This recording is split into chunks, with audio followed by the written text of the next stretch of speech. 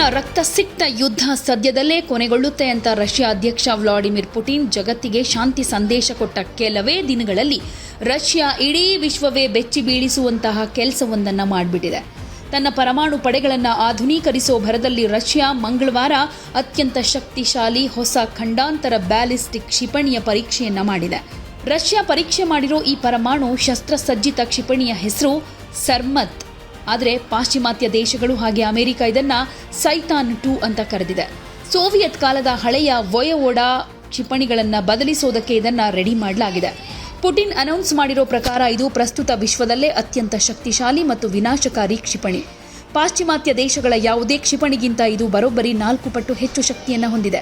ಇದರ ಅತ್ಯಂತ ಅಪಾಯಕಾರಿ ವೈಶಿಷ್ಟ್ಯ ಅಂದರೆ ಒಂದೇ ಸಲಕ್ಕೆ ಇದು ಬೇರೆ ಬೇರೆ ಗುರಿಗಳನ್ನು ಧ್ವಂಸ ಮಾಡಬಲ್ಲ ಅನೇಕ ಪರಮಾಣು ಬಾಂಬ್ಗಳನ್ನು ಹೊತ್ತೊಯ್ಯಬಲ್ಲ ಕ್ಷಿಪಣಿಯಾಗಿದೆ. ಇದು ಭೂಮಿಯ ಕೆಳಕಕ್ಷೆಯಲ್ಲಿ ಹಾರಾಟ ನಡೆಸಬಲ್ಲದು. ಅಂದರೆ 35,000 ಕಿಲೋಮೀಟರ್ಗಳಿಗಿಂತ ಹೆಚ್ಚು ದೂರದ ಗುರಿಯನ್ನು ಇದು ರೀಚ್ ಆಗುತ್ತೆ. ಅಮೆರಿಕ ಯಾವುದೇ ಅತ್ಯಾಧುನಿಕ ಕ್ಷಿಪಣಿ ನಿರೋಧಕ ವ್ಯವಸ್ಥೆಯನ್ನು ಹೊಂದಿದ್ರೂ ಅದನ್ನು ಈಸಿಯಾಗಿ ಧೂಳಿಪಟ ಮಾಡಿ ನುಗ್ಗೋ ಸಾಮರ್ಥ್ಯ ಕೂಡ ಇದಕ್ಕಿದೆ. ಈ ವರ್ಷದ ಅಂತ್ಯದ ವೇಳೆಗೆ ಈ ಕ್ಷಿಪಣಿ ರಷ್ಯಾದ ಸೈನ್ಯವನ್ನ ಅಧಿಕೃತವಾಗಿ ಸೇರ್ಕೊಳ್ಳುತ್ತೆ.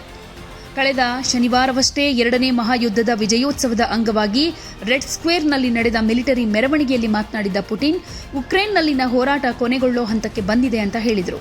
ಆದರೆ ಉಕ್ರೇನ್ಗೆ ಬೆಂಬಲ ಕೊಡ್ತಾ ಇರೋ ಅಮೆರಿಕ ಮತ್ತು ಯುರೋಪ್ ದೇಶಗಳು ರಷ್ಯಾದ ವಿರುದ್ಧ ಅತಿಯಾಗಿ ಹಸ್ತಕ್ಷೇಪ ಮಾಡದಂತೆ ತಡೆಯೋದಕ್ಕೆ ಪುಟಿನ್ ಈ ಪರಮಾಣು ಅಸ್ತ್ರವನ್ನು ಪ್ರದರ್ಶಿಸುತ್ತಿದ್ದಾರೆ ಅನ್ನೋದು ರಕ್ಷಣಾ ತಜ್ಞರ ವಾದ. ಇನ್ನು 2000 ಇಸವಿಯಲ್ಲಿ ಅಧಿಕಾರಕ್ಕೆ ಬಂದಾಗಿನಿಂದ ಪುಟಿನ್ ರಷ್ಯಾದ ಸೈನ್ಯವನ್ನ ಸಂಪೂರ್ಣ ಡಿಜಿಟಲ್ ಮತ್ತು ಮಾಡರ್ನ್ ಮಾಡೋದಕ್ಕೆ ಹಠ ಮಾಡಿದ್ದಾರೆ. 100 ಹೊಸ ಕ್ಷಿಪಣಿಗಳು, ಅತ್ಯಾಧುನಿಕ ಪರಮಾಣು ಜಲಾಂತರ್ಗಾಮಿಗಳು ಮತ್ತು ಅಣುಬಾಂಬ್ ಹಾಕೋ ಯುದ್ಧ ವಿಮಾನಗಳನ್ನು ರಷ್ಯಾ ಸದ್ದಿಲ್ಲದೆ ರೆಡಿ ಮಾಡಿಕೊಳ್ತಾ ಇದೆ. ಇನ್ನೊಂದು ಆತಂಕಕಾರಿ ಬೆಳವಣಿಗೆ ಅಂದರೆ ರಷ್ಯಾ ಮತ್ತು ಅಮೆರಿಕ ನಡುವೆ ಇದ್ದ ಕೊನೆಯ ಪರಮಾಣು ಶಸ್ತ್ರಾಸ್ತ್ರ ಒಪ್ಪಂದ ಇದೇ ಫೆಬ್ರವರಿಯಲ್ಲಿ ಮುಕ್ತಾಯವಾಗಿದೆ. ಅಂದರೆ ಅರ್ಧ ಶತಮಾನದ ನಂತರ ಇದೇ ಫಸ್ಟ್ ಟೈಮ್ ವಿಶ್ವದ ಅತಿದೊಡ್ಡ ಪರಮಾಣು ಶಕ್ತಿ ಹೊಂದಿರೋ ಈ ಎರಡೂ ದೇಶಗಳ ಮೇಲೆ ಯಾವುದೇ ಕಾನೂನಿನ ಮಿತಿಗಳಿಲ್ಲ.